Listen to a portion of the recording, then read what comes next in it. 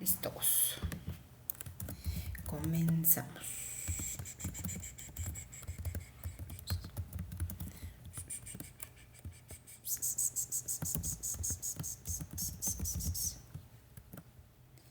Listos. Esperamos 2 minutos y arrancamos, dicen por ahí.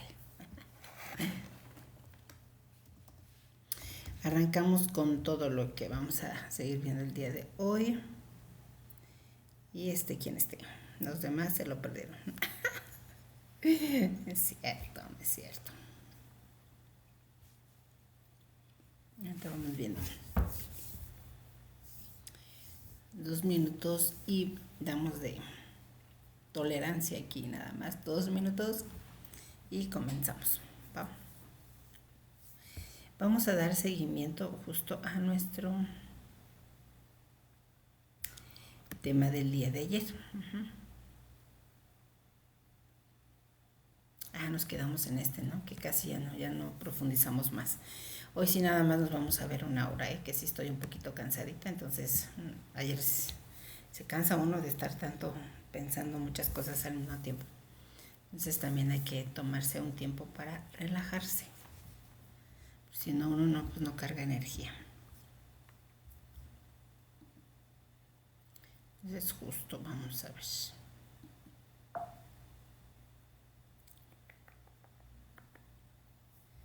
Estamos viendo que se abre. Listo. Bueno, pues lo que estábamos viendo el día de ayer es la parte de la evaluación clínica dentro del proceso de atención nutricia. Hay cosas que de pronto se nos pasan pues ahora sí que de nuestra observación, de nuestra atención, y creo que son importantes dentro de esta evaluación clínica porque van a afectar de manera muy significativa la ingesta de alimentos en tu paciente. Si tu finalidad es que coma, que ingiera el 100% de lo que requiere y parte de eso no lo está cubriendo al 100%, pues tendríamos que ver qué está pasando, por qué no estamos logrando este 100%. Porque si no estamos logrando este 100%, probablemente no vaya a recuperarse como tú lo esperas y que pronto pueda salir del hospital. Ok, cierto, gracias Antonio, ahí justo. Y veíamos entonces el niño con labio y paladar hendido, ¿no? Ya esa es una situación donde con apoyo de las chicas de lactancia materna, o incluso veo que por ahí algunos nutriólogos ya se especializan en esta área, pues adelante. Yo no me considero experta en esta área, por eso en este tipo de situaciones sí de pronto solicitamos el apoyo de las puericulturistas que trabajan en lactancia materna para poder apoyarnos en orientar a la mamá sobre la técnica de alimentación adecuada para que este niño pueda recibir su leche materna y ya previa evaluación, ¿no? Dependiendo cómo se encuentra, pues ya que le expliquen a la mamá cómo hacerlo, ¿sí?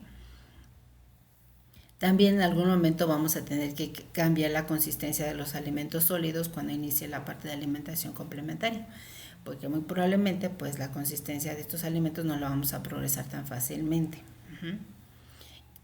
Generalmente ellos, no sé, no recuerdo ahorita a qué edad son candidatos a hacer las primeras correcciones del labio paladar, y conforme a esto, pues ya se van dando ese seguimiento para que vayan para que se vayan haciendo las correcciones, ¿no? Conforme va pasando el tiempo. Y va a depender mucho cuál es la afectación que tengamos en este momento y hasta qué punto puede afectar esa ingesta energética y a la par esa ganancia de peso. Ahí es donde vamos a evaluar. Niños que decíamos que teníamos con problemas de succión, ya sea por un daño neurológico o incluso porque están sedados y no pueden succionar, no están despiertos, pues ahí en ese momento pues se colocan sondas de alimentación, ya sea una sonda nasogástrica o una orogástrica. En el caso de los prematuros, por ejemplo, se ponen sondas orogástricas porque ellos no pueden coordinar la deglución con la respiración y la deglución, ¿sí? A diferencia de nosotros que si ya coordinamos esto, ellos no lo hacen hasta las 34 semanas. Previo a esto, pues se les da a través de la sonda de alimentación. Me ha tocado ver de pronto algunos pacientes, no sé, un niño con daño neurológico que de pronto babeaba mucho. En ese tipo de pacientes vamos a considerar quizás estar observando la cantidad de líquidos dependiendo cuánto babea. Pero sí, en algunos casos es significativo. Y también de pronto a mí me llama la atención que hay niños que, por ejemplo, no pasan ni su propia saliva. Así es.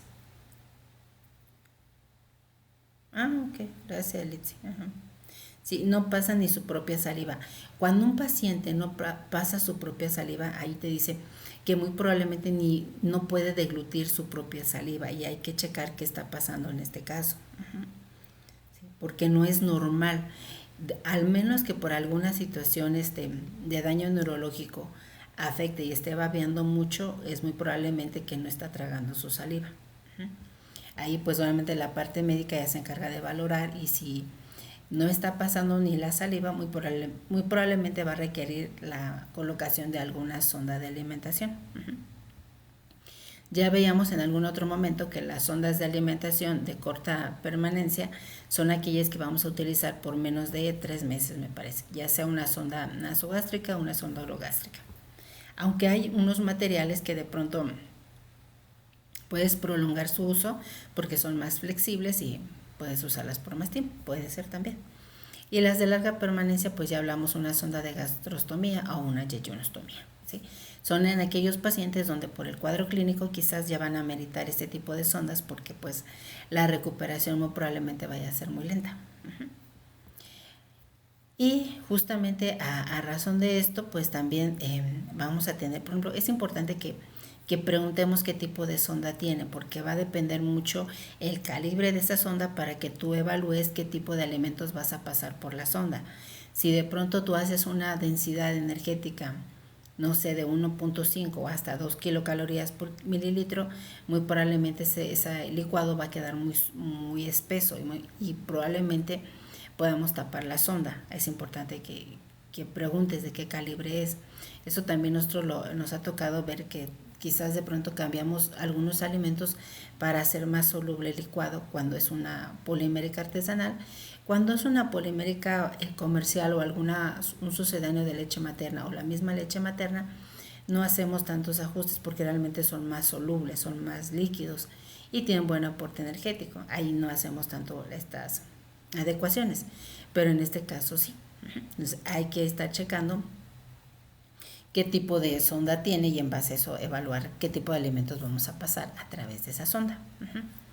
Y tenemos aquí el paciente con mucositis. Mucositis se refiere como esas, no sé cómo ustedes lo conocen, como aquí el fuego labial, o nosotros le decimos fogazo o le decimos fuego, así tal cual.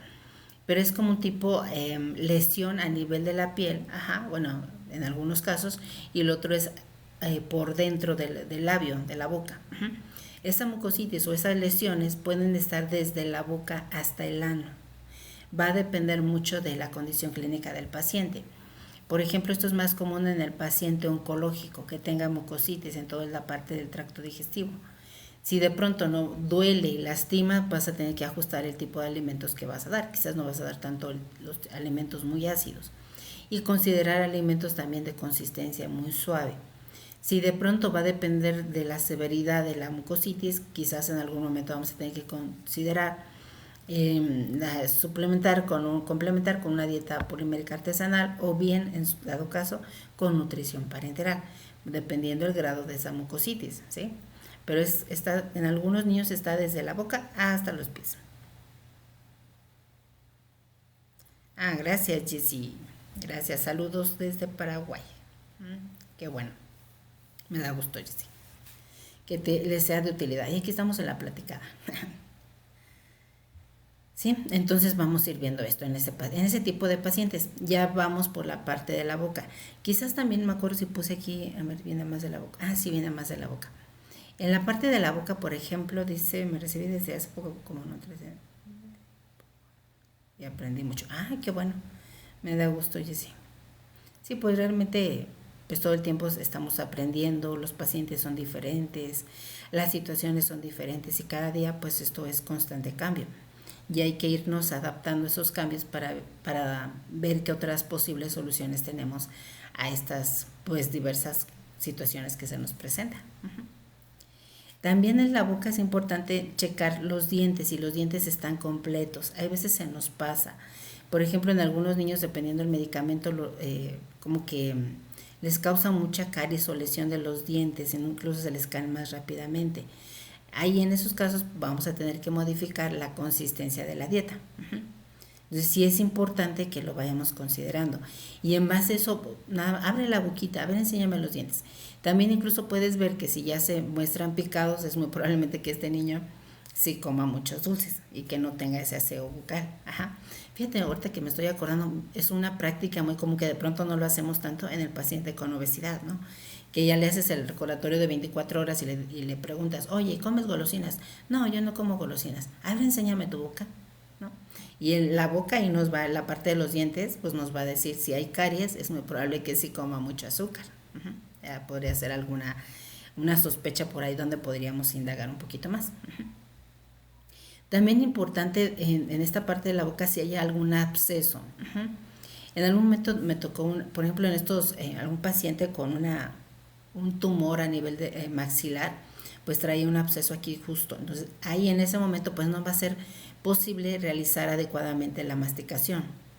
Lesiones, puede ser que a lo mejor no sé, de este tipo que es muy frecuente que nos toquen, los adolescentes que de pronto tuvieron un accidente en la moto, ya se lesionó la mandíbula. Ahí también vamos a tener que adecuar la alimentación, hacerlo de una consistencia suave, picadita, o incluso considerar complementar con dieta licuada, una dieta polimérica artesanal para dar un mayor aporte energético, que este niño tolere muy bien y se vaya a su casa. También las quemaduras, ya habíamos dicho que también en este tipo de pacientes, yo les comentaba de este niño que estaba quemado de todo de la cabecita y decimos, bueno, ¿y ahora cómo lo vamos a alimentar? ¿Cómo lo vamos a nutrir? Y justo a través de este orificio de la boquita por ahí pusimos el popote para el licuado y a través de esa vía pudimos dar ese licuado y ayudarle en esa recuperación nutricional. También ahí ayudó para que rápidamente pudiese sintetizar nuevos tejidos, cicatrizara y adiós, vámonos a la casa, ¿sí? Eso también es importante. El hecho de hablar también nos va a decir mucho en el paciente con daño neurológico. Esos niños con daño neurológico de pronto no pueden expresar en qué momento ya están satisfechos o tienen hambre. De pronto las mamás sí ya los empiezan a conocer y dicen, ya sé cuando está satisfecho, doctora, es que ya empieza a voltearse de un lado a otro, ya me hace gestos y ya no quiere. Pero también de momento ese niño no va a poder identificar qué tipo de alimentos son los más adecuados para él. Y ahí me ha tocado mucho que en algunos casos las mamás tienden a dar muchos azúcares. Ay, doctor, es que quiso gelatinita. Es que quiso yogur. Es que quiso esta frutita. Es que quiso, no sé, algún postrecito. Tienden mucho a eso por el hecho de que están con esa situación patológica. Dice, pues hay que consentirlo, pero pues a la par lo estás llevando a otro tipo de situaciones, ¿no? Es como también de pronto los oncológicos. Tienen cáncer, les vamos a dar todo. No, no se trata, porque obviamente el dar todo también los perjudicas más. Más bien hay que cuidar ese tipo de alimentación, al igual aquí, ¿sí? O de pronto si no sabe expresar en qué momento tiene hambre, pues la mamá no va a saber si ya es momento de alimentarlo. También es importante. Ahí me ha tocado de pronto intervenir en orientar a la mamá sobre las cantidades que debe de ingerir este niño y también respetar mucho los horarios de alimentación para que se vaya habituando este pequeño a recibir esas cantidades de alimento en esos horarios de alimentación. Ahí es muy importante. Entonces sí es importante que expresen, que hable, o incluso si me gustó o que me gusta o que no me gusta.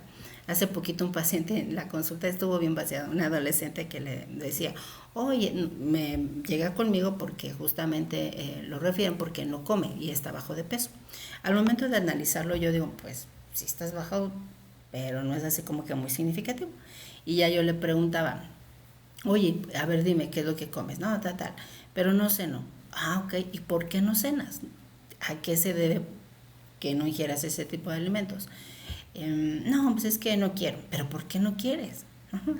Así de pronto lo llevaba a esas situaciones y me decía la mamá, de pronto decía, no doctora, es que la cena que yo le hago no la quiere, pero si la llevo a comer tacos o hamburguesa y todo eso, eso sí se lo cena. Me dije, aquí hay algo interesante. O sea, en realidad no te gusta la cena de tu mamá, ¿verdad? Y se queda callada, así como yo, pues no, es que a veces ahí son cosas que no me gustan. Digo, ay, qué vaciados. O sea, ahí de pronto hay que estar muy atentos a toda esa gesticulación que hace. Y ese niño era un niño muy expresivo que de pronto así es que no me gusta. Y en la gesticulación se le veía. A ver, ¿y le has dicho a tu mamá qué cosas de la cena o qué alimentos de la cena no le gustan? No, pues no le he dicho. ¿Cómo vas a ver tu mamá qué alimentos no te gustan si no le dices? Y la mamá así como que, pues a ver, dime, ¿qué no te gusta para ya no hacerlo? Digo, ay, o sea, que en realidad, es esa falta de comunicación, ¿no? E incluso cuando ya pues te llaman la atención toda esa gesticulación que hace, dije, no, pues aquí ya, o sea, nada que ver con la alimentación, sino más bien la falta de comunicación en la casa. Y es un niño que pues estaba comiendo bien. Y ahí trae otras situaciones también más allá de un poquito de relacionarse con los demás niños de su escuela, que también de pronto pues lo hacen ser un poco más introvertido. Y pues en este caso la situación en este caso era la cena, ¿no? Comiendo, cenando porque desayunaba bien, comía bien y todo, solamente que la cena la omitía. Dije, no hay razón de omitir la cena, pero ¿por qué estás omitiendo la cena? Entonces ya indagando un poquito, ahí nos pudimos dar cuenta. También incluso, por ejemplo, no sé si les ha tocado en el paciente con obesidad, llega un momento, yo les digo, si tú omites un desayuno, que es inconscientemente hacemos como esa situación. Si yo no desayuné, yo me daba cuenta, si no desayunaba, yo llegaba a la comida y mi mente me decía, no desayunaste. Entonces ahorita puedo desayunar y comer. Y entonces, en lugar de comerme una porción, yo repetía 2 o 3 porciones en esa comida porque yo me contaba mi historia que decía, bueno, pues es que si no desayuné me lo puedo comer. Pero aquí lo interesante es que de pronto cuando tú cargas de mucha comida, ese horario de alimentación es mucha cantidad de azúcar, de grasa, de proteínas, que el cuerpo no es capaz de, de utilizar en ese momento. Quizás la digiere, la absorbe y todo esto. Pero si tú no la vas a utilizar, se va a almacenar. Y obviamente, pues, imagínate, de haber comido abundantemente, pues así como que te quedas ahí, no tengo ganas de hacer nada. Y si te vas a dormir, pues toda esa energía que comiste de más se va a almacenar y eso es algo que no visualizamos. Aquí lo interesante es que podamos respetar nuestros horarios de alimentación y ingerir en los horarios que nos corresponden. Porque llega a pasar, es una práctica muy común en el paciente con obesidad. Es que no ceno, pero al siguiente día en el desayuno, ¡pum!, le echan de todo. O en el no desayunaron y en la comida, es que me comí una torta, me comí esto, me comí el otro, Y ahora, del tiempo que tú empiezas a comer alimento a que llegue ese azúcar a tu cerebro que diga, ya está la glucosa ahí, porque tú comes. Después de que comes e ingieres, viene la digestión, después viene la absorción. Más o menos se dice que ahí pasan en promedio unos 20 minutos en lo que tú vas a absorber toda esa cantidad de azúcar y ya va a llegar al cerebro y ahora sí te va a decir, para de comer, ya estamos satisfechos, ya tengo glucosa acá. Y también va a depender mucho del tipo de alimento que comamos. Por ejemplo, no es lo mismo un alimento líquido que rápidamente es azúcar y aparte con azúcar, rápidamente va a llegar a la cabeza porque es glucosa. Es como cuando, no sé si les pasa, tomamos una bebida azucarada y qué rico se siente. Se siente rico porque el cerebro digo, wow, ya me dieron azúcar, ya estoy feliz, ya estoy contento. Es justamente eso. Y los alimentos sólidos que van a ir combinados con proteínas y grasas van a tardar más tiempo en digerirse. Entonces, ahí vamos a tener lo ideal sería eso, incluso también la parte de la fibra también manda señales a tu cerebro para que ya esté satisfecho. Pero si dentro de la alimentación no comiste fibra, va a tardar más tiempo a enviar esas señales. Por eso es que comemos más cuando consumimos una ensalada dentro del tiempo de alimentación y nos vamos más a las harinas. Las carnes ahí también tienen su situación, porque la carne es más grasita y sí tarda más, ok, pollos asados, dice ahí. Gracias. Si no comemos las verduras, esto hubiera sido un poquito más, no nos da la saciedad. Y más si fue pasta, nos podemos comer mucha pasta.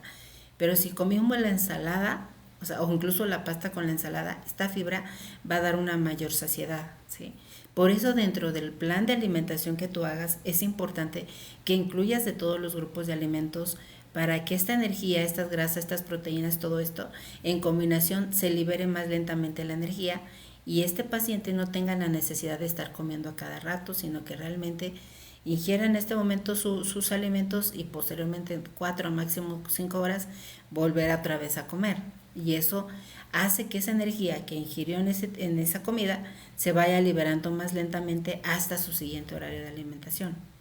Pero si nada más comen pura sopita y cositas así más azucaradas, más en cereales, eso se digiere más rápido. Las carnes nos dan mayor saciedad por la tipo de proteína que tienen y la grasa. Las proteínas tardan más tiempo en digerirse a nivel del estómago. Entonces, chequen ustedes, tan solo yo noto, por ejemplo, nos comemos una carne asada o cosas así, dices, ay, pues ya no puedo más, o sea, no comemos tanto. ¿Por qué? Porque tarda más tiempo en digerirse. Y el estar más tiempo en el estómago, pues ya no te cabe más alimento más que eso, ya no puedes comer más. Incluso, hay otro poquito, no, como que te sacia más la parte de las proteínas por ese efecto que tarda en digerirse y la parte de la grasa que las acompaña disminuye el vaciamiento gástrico. Entonces ahí tienes. Y si yo los estoy combinando todos, va a ser mucho mejor. Ahí también es importante respetar el momento que el niño dice, ya no quiero comer. Otra práctica muy común es decir, come hasta que te termines el plato. Y la mamá le sirvió como que mucha cantidad. Los niños van a hacer lo que los papás les digan, porque una de las situaciones que hacemos de niños es que nuestros papás nos quieran. Y una de las cosas para que ellos nos quieran es que seamos obedientes. Y para ser obedientes, pues yo me voy a comer toda la comida que me estén dando, aunque de pronto quede hasta el cuello de que ya no quiero más. Y va a depender mucho de la percepción que tenga la mamá. Hay otra situación que de pronto me encuentro también ahí en los niños, me dice la mamá, es que no come, doctora. Entonces, por eso lo traje, es que no come, tal. Entonces ya empiezo a ver, checo el peso y la talla y están normales. Dice, es que nada más se comió una tortilla. Señora, es que nada más quiere una tortilla, necesita una tortilla. Con una es más que suficiente, pero es importante que le dé de los demás grupos. No, es que mi otro niño se comía hasta 2 o hasta 3. No, todos somos diferentes, entonces hay que individualizar cada uno de los casos, ¿sí? Y eso pasaba ahí en ese paciente. Hay que explicarle a la mamá que pues realmente con una tortilla que se coma es suficiente e ingerir de los demás grupos. Ya va a depender mucho del plan de alimentación que tú diseñes para cada uno de ellos. Ahí también va a tener mucho que decir. Entonces, si te das cuenta, hay veces son cosas tan simples, pero que de pronto no las llegamos a observar en su totalidad, ¿no? ¿Qué alteración puede tener en la parte de la alimentación?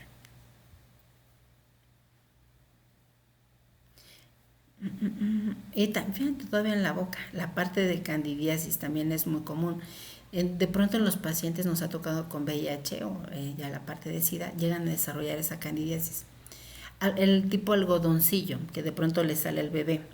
Ese algodoncillo en algunos casos llega a alterar el sabor de los alimentos y en algún momento este paciente puede rechazar los alimentos, no tanto porque no le gusten, sino porque no percibe el sabor original de cada uno de ellos, ¿sí?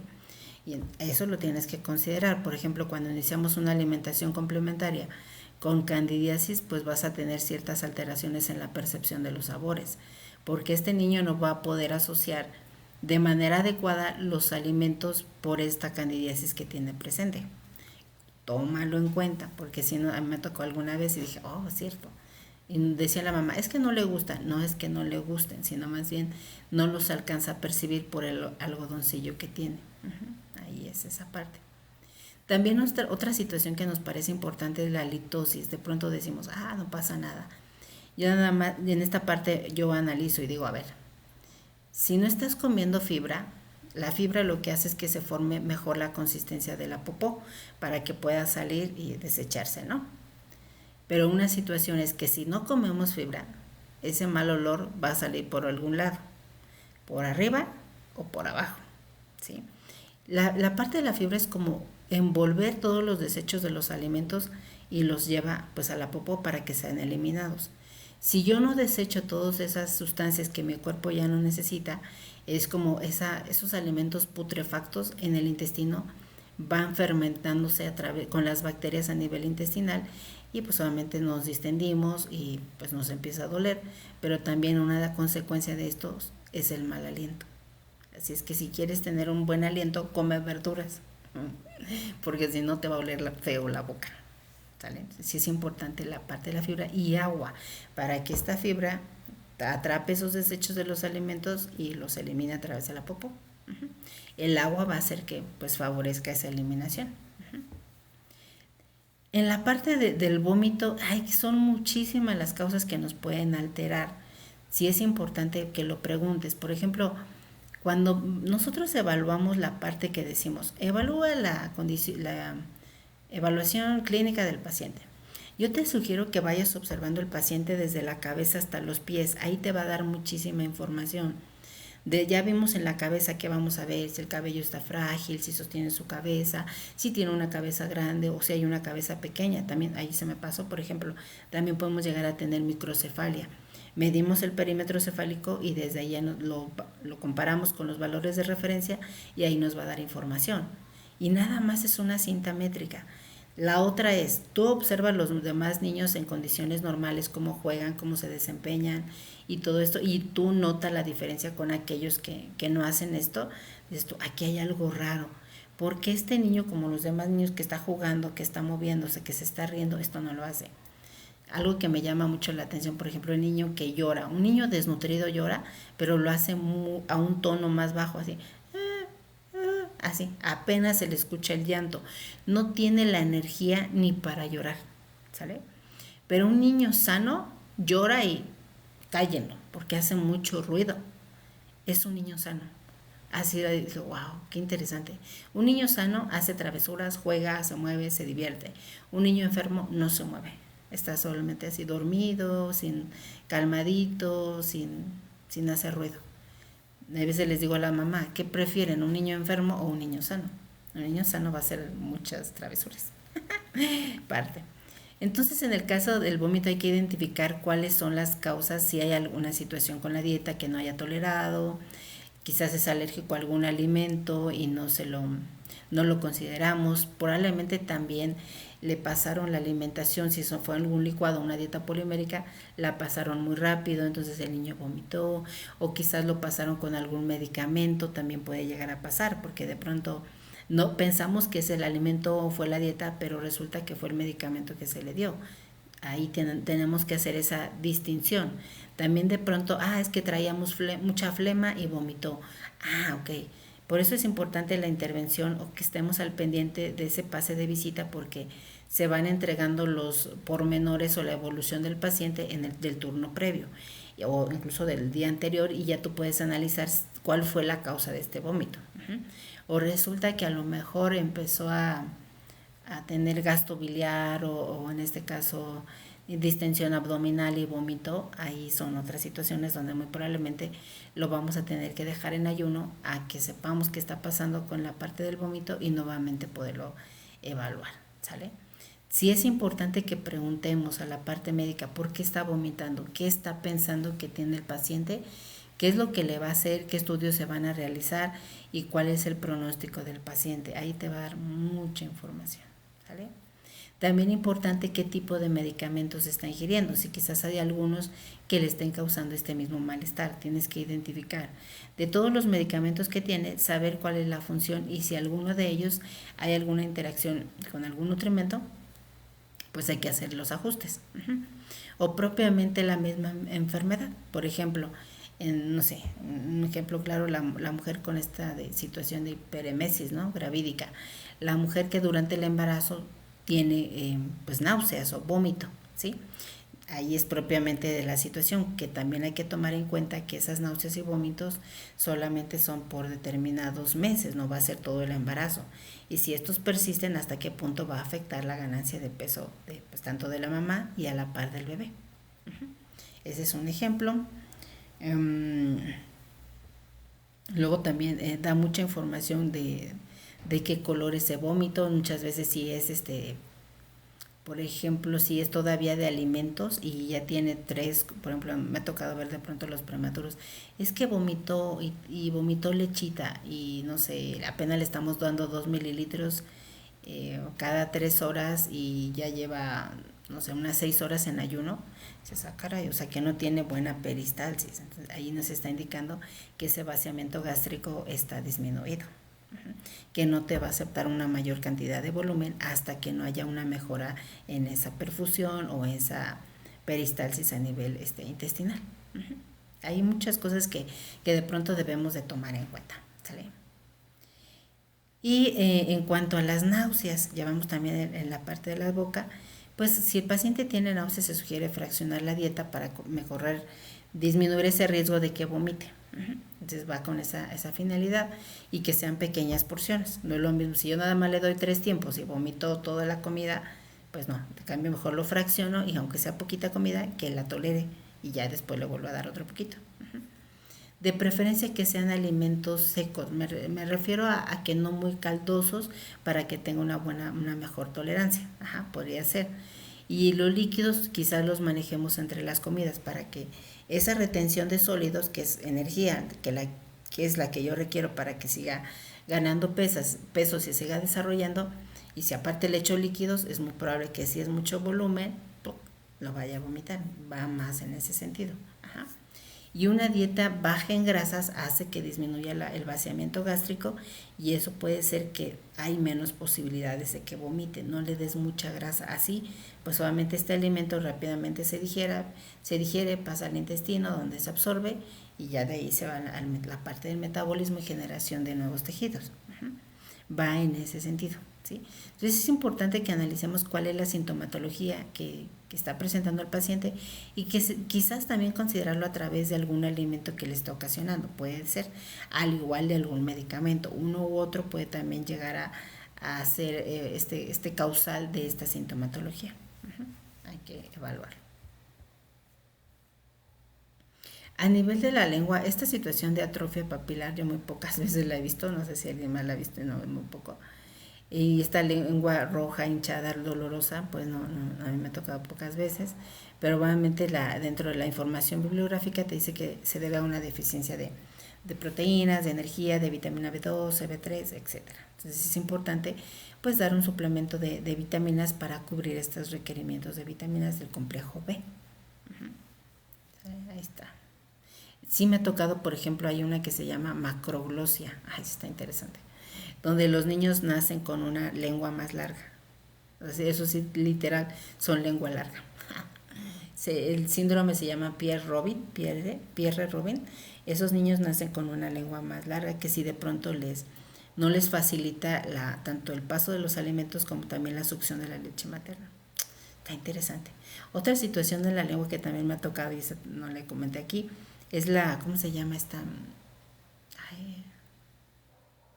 Tienen como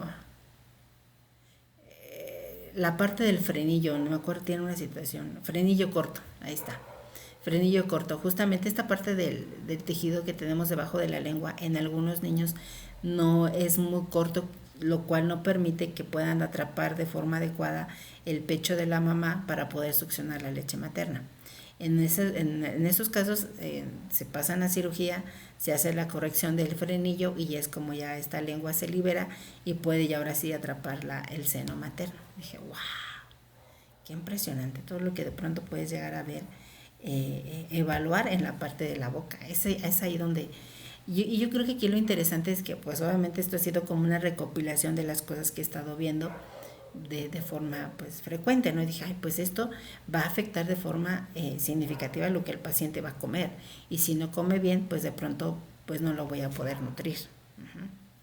Y si yo quiero que se vaya a su casa, pues no se va a ir a su casa porque va a tardar más tiempo. Aquí tenemos otras situaciones que estas sí son muy comunes en el paciente. Estos términos siempre se me olvidan, de esos más son oncológicos, pero como yo no veo tanto oncológico, pues no se me olvida. La estomatitis. Y sí es muy frecuente en la parte de los oncológicos. La estomatitis es una inflamación de la mucosa oral que puede presentarse en diferentes partes de la boca, desde la lengua, las encías, las mejillas, los labios y el paladar, y causa dolor y aparición de úlceras o llagas, dificultando las acciones como comer o hablar. ¿Qué tal? Esta estomatitis angular, esta cosita como duele incluso aquí en las comisuras de los labios, ahí duele. Y nos habla de una deficiencia de proteínas y vitaminas del complejo B. La queilosis, esa es la estomatitis, es inflamación. Estomatitis, queilosis. Queilosis.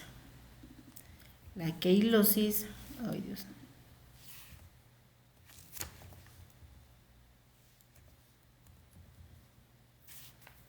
La queilosis es,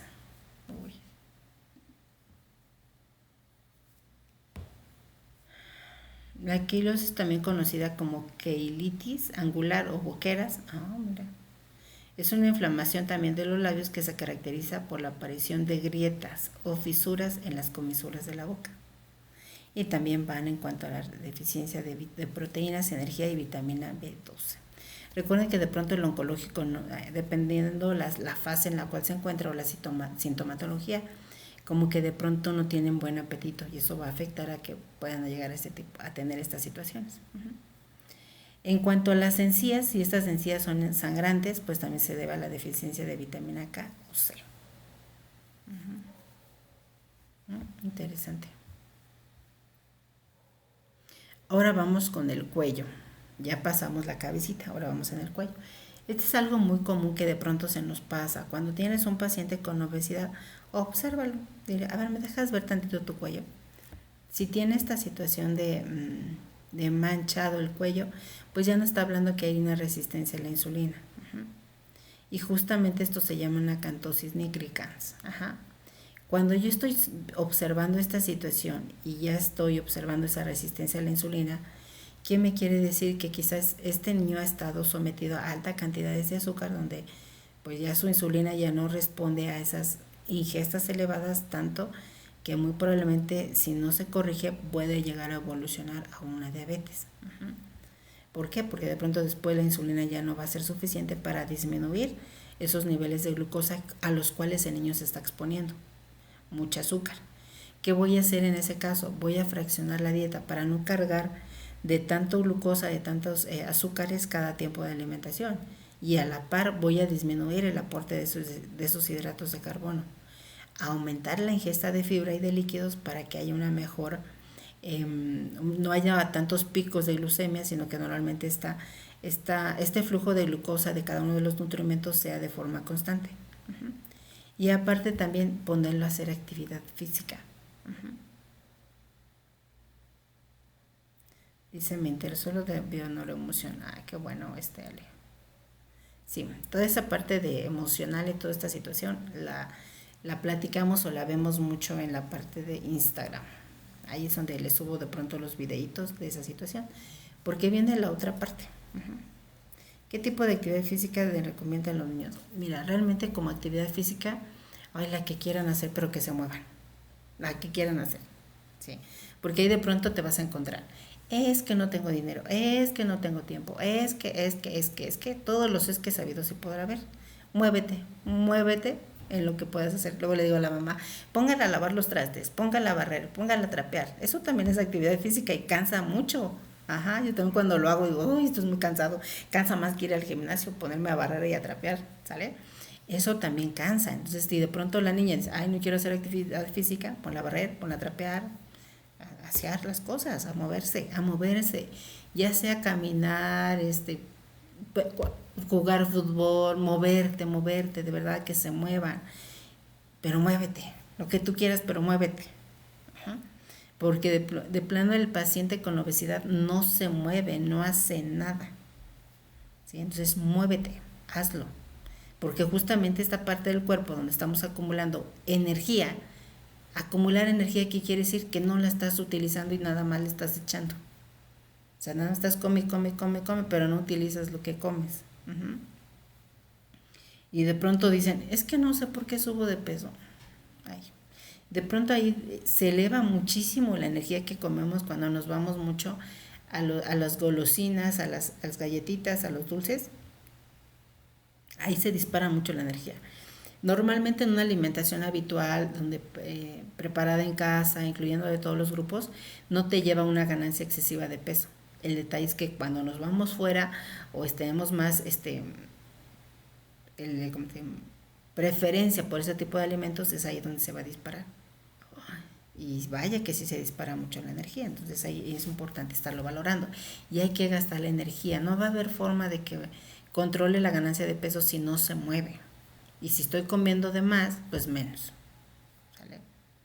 Ni modo, no nos queda de otra más que movernos. Antes nuestras distancias, no, por ejemplo, las casas, yo recuerdo de niña, mi casa era, no sé, tan solo para salir al sanitario eran como, ¿qué te gusta? Por lo menos unos 20 metros.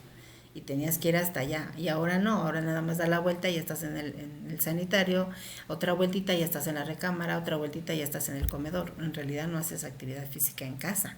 Ya al menos que de pronto cuando vayas al trabajo, a la escuela, dependiendo la distancia para la toma del autobús, pues ya iba a ser. O ya dependiendo de qué otras cosas implica que te tengas que desplazar. Pero generalmente, si lo consideramos así, no nos movemos. Y eso es necesario, necesitamos movernos para quemar esa energía. Incluso en esta parte, ¿por qué no se mueve? Ahí hay muchísima información dentro de la parte de las emociones, ¿por qué no se está moviendo el paciente? Ahí hay mucha información que tenemos que rascar, que tenemos que indagar, porque el paciente, incluso ni él mismo se está dando cuenta de por qué no se está moviendo. Quizás lo observa, pero no lo quiere ver, no profundiza en el para qué no se está moviendo. Y hay una razón detrás. No nada más, todas las cosas que hacemos las hacemos por una decisión que hemos observado, que hemos experimentado previamente. No salió así nada más porque sí, o simplemente la observamos de nuestros papás y la seguimos haciendo. Pero todo tiene una emoción raíz. Así es que hay que ir a esa emoción raíz del para qué no te estás moviendo. Y aquí este tipo de pacientes también se nota mucho que hay mucha preferencia por lo dulce. Y generalmente, fíjate nada más, lo dulce, cuando tú comes algo dulce, ¿con qué lo relacionas? No lo relacionas con enojo, con miedo. Tú cuando comes algo dulce lo relacionas con amor, con dulzura, con felicidad. Si estos niños dentro de su día a día tienden mucho al estrés, a que los estén reprimiendo todo el tiempo, a lo que los estén regañando todo el tiempo, a sentir el rechazo todo el tiempo, a que estén tristes, a que estén deprimidos, tú no vas a buscar una verdura para salir de ahí. Tú dices, dame azúcar, dame una galleta, dame un pastel, para quitarme estas emociones que estoy sintiendo, que no me están gustando, en lugar de profundizar y sentir el para qué estoy viviendo esas emociones. Si me estoy sintiendo triste, ¿por qué me estoy sintiendo triste? En lugar de ir y comerme el pastel. Y muchos de estos niños, aquí algo que yo estoy observando, que quién sabe cómo nos vaya a ir más adelante, es que la parte de la mamá, de la mujer, se vaya a la etapa productiva. Y muchos de estos niños, híjole, digo, los pasan a la guardería y de pronto digo, híjole, pero no sé, ¿a qué hora los lleva? No, a las 8 de la noche. ¿Y a qué horas pasa por él? No, a las 8 de la noche. ¿Y en qué momento juegas con él? ¿En qué momento convives con él? ¿En qué momento platicas? ¿Lo escuchas? ¿Sabes fue en su día? No saben. Muchas veces los papás no ven a los hijos. ¿Para qué tuviste hijos si no tenías tiempo de estar con ellos? No lo sé. Ahí de pronto digo, ¡ay, qué situación tan difícil de vivir tanto para los hijos como para los padres! Que por X o Y, pues sin darse cuenta no lo planearon y ahora tienen los hijos. Pero también digo, wow, o sea, son niños que son abandonados. Y curiosamente, si yo estoy abandonado dentro de mi consciente y mamá no está ahí, yo voy a buscar dentro de la comida relacionarme con mamá, porque en nuestra conciencia quien da comida es mamá. Mamá es la que alimenta, la mamá es la que nutre. Pero si no está mamá, cuando yo quiera estar con mamá y no está mamá, me voy a ir a esconder en la comida. Me voy a ir a estar ahí en la comida para yo sentir un poquito ese apapacho de mamá. Ahí está. ¿Y dónde están las mamás? Las mamás están trabajando. Decía una paciente por ahí en un momento que la veíamos por obesidad y todo, y la mamá trabajaba porque solamente era mamá soltera y pues ya se la llevaba ella. Y yo le decía a la niña, oye, ¿qué te gustaría que tu mamá hiciera? Yo quisiera que no fuera a trabajar.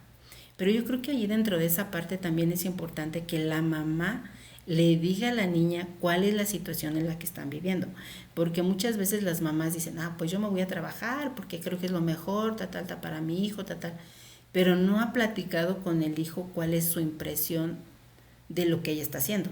Si los dos se comunicaran y dijeran, ¿sabes qué, hija? Estamos en esta situación, estamos viviendo esto.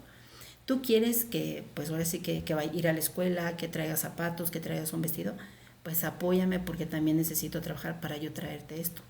Estamos viviendo esta situación de que solo nosotras nos estamos haciendo cargo de nosotras mismas y necesitamos apoyarnos y para ello yo requiero trabajar. Yo creo que mucho la comunicación cambiaría y mucho esa percepción, porque este niño lo percibe de forma diferente y la mamá lo percibe de forma diferente. Si los dos conocen la forma en cómo perciben las cosas y se comunican, esto podría mejorar muchísimo. Aquí el detalle que de pronto la comunicación no se da. Entonces cada quien está viviendo sus vidas de forma separada y sin darte cuenta, de forma inconsciente, pues eso se va a ir arrastrando hasta las etapas adultas.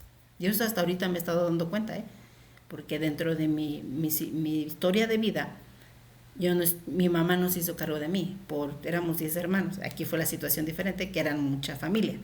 Entonces realmente éramos 10, yo era la más pequeña y no se hizo cargo de mí. Entonces quien se hizo cargo de mí fue mi hermana. ¿Sí? Entonces, yo tuve más apego con mi hermana que con mi mamá. Pero a final de cuentas, cuando yo sentía esa sensación del apapacho de la mamá, yo me asocio con la comida para sentir ese apapacho de mamá.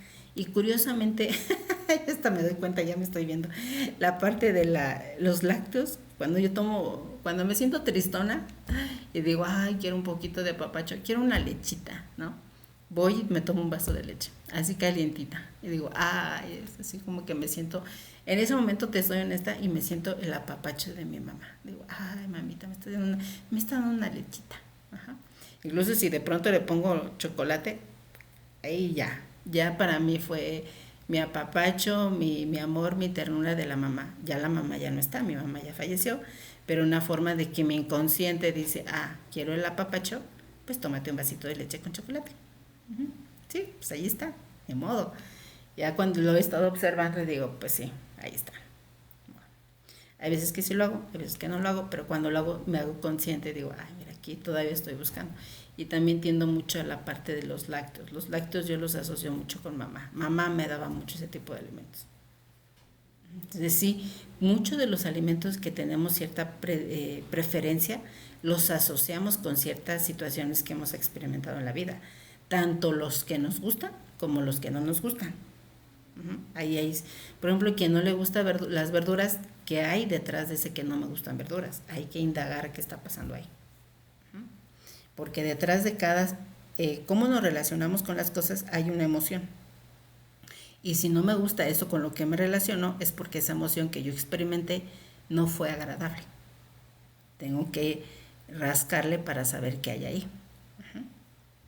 Y eso es parte del autoconocimiento, pues ahora ya se llama gekalogía, es estudiar las emociones y liberar las emociones. Porque la verdad, chicos, no nos dejamos sentir las emociones. Todo el tiempo las estamos evadiendo. Y eso es una ciencia nueva que se está desarrollando que se llama gekalogía, es estudio y liberación de las emociones. Está bien bonito, a mí me gusta mucho. Yo es lo que ahora, esa es otra parte que me gusta a mí, que estoy aprendiendo y que estoy observándome todo el tiempo en mí. Y ahí voy, todavía me cuesta identificar ciertas cosas en mí para poderlas identificar en los demás, y eso a mí me gusta mucho. Por ejemplo, todo esto ya lleva muchísimo tiempo que yo lo he estado haciendo, que te gusta, ya casi 15 años. En cambio, lo otro apenas llevo como unos 5 años, o sea, llevo un poquito, ahí voy, ya más adelante. Pues ahí comparto en Instagram esa parte, pero aquí comparto toda esta parte de la nutrición clínica, que eso es otra situación que me gusta. Ajá.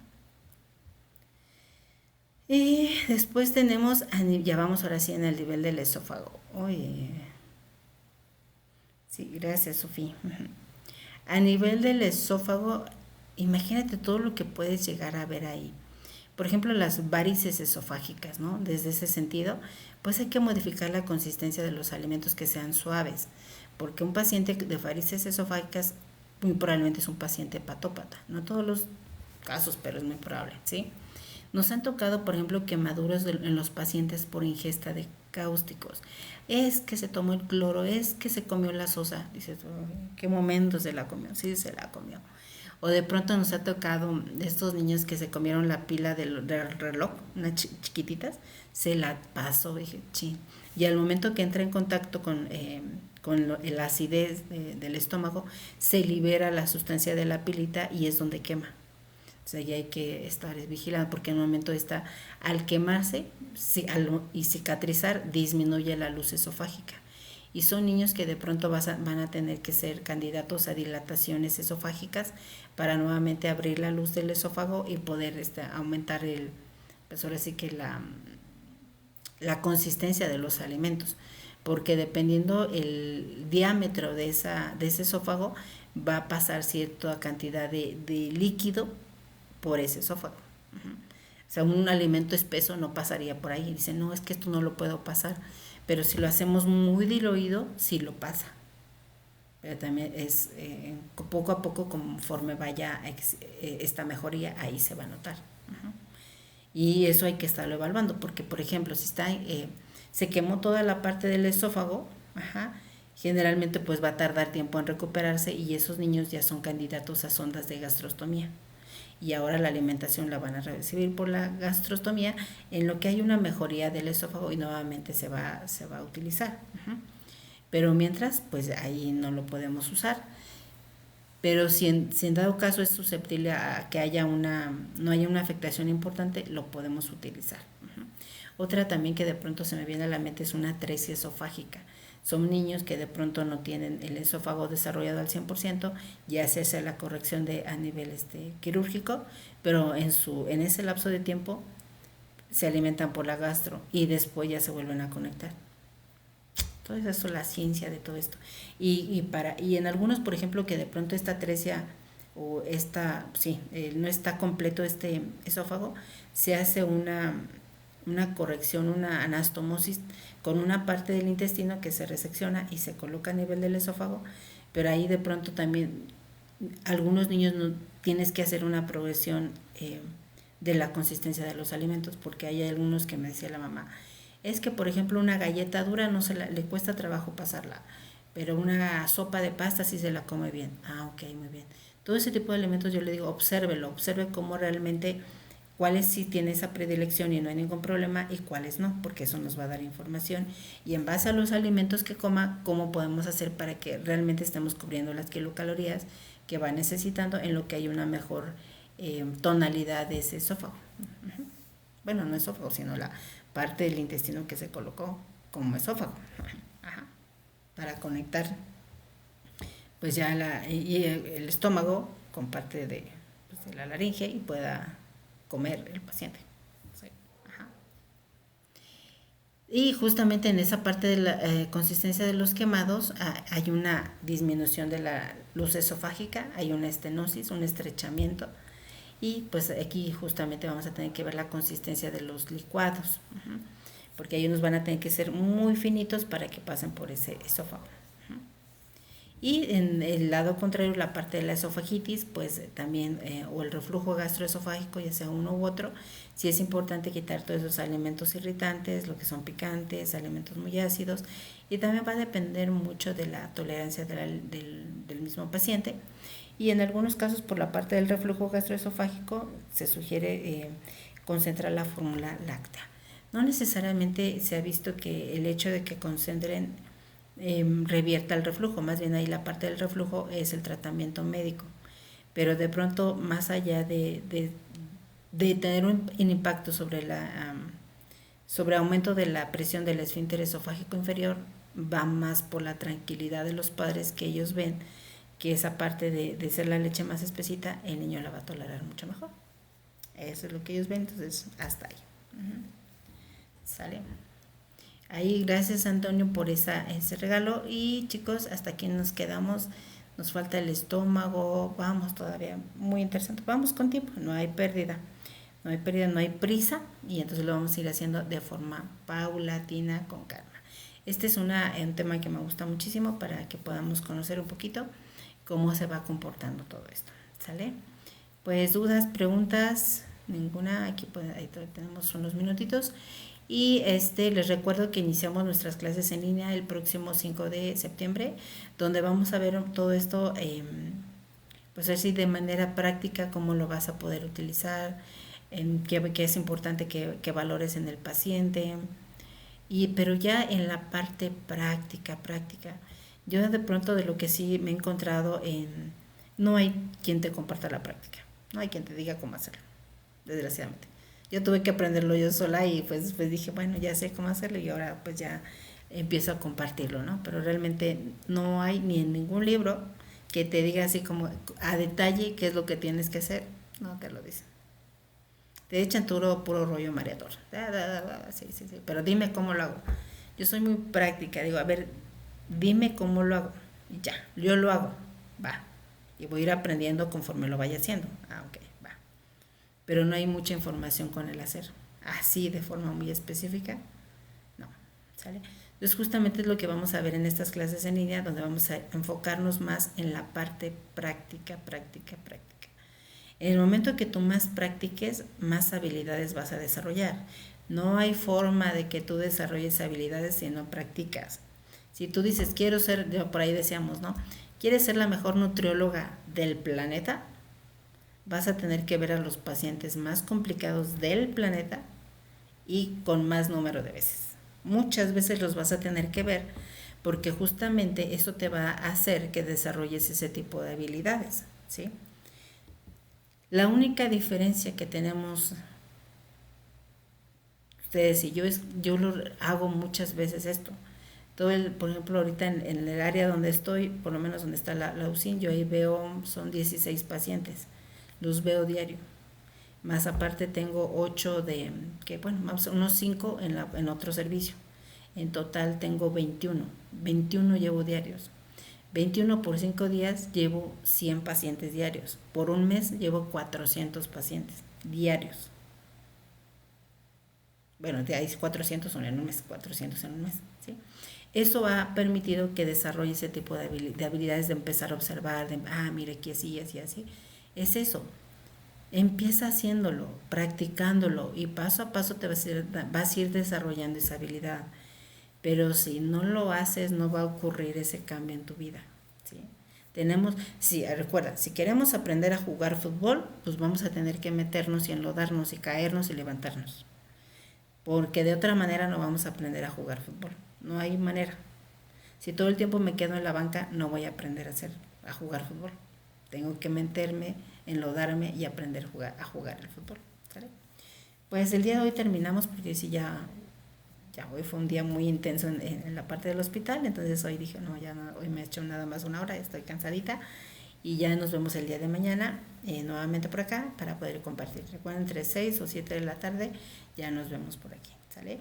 Pues vamos a dormir. Muchísimas gracias por estar aquí, gracias a Antonio y a todos ustedes por estar aquí y les voy a compartir más adelante que incluso a lo mejor a los que entren a esas clases en línea van a tener toda esta información porque les va a ser muy útil, ¿sale? Nos seguimos viendo el día de mañana, ¿sale? Pasen bonita noche, descansen, duerman rico y nos vemos el día de mañana, ¿vale? Bye bye, gracias por compartir y por estar aquí, ¿sale? Bye bye. Vamos a apagar esta situación, nos vemos mañana y hay que ir a dormir, que ya hace falta. Vale. Adiós a todos, descansen.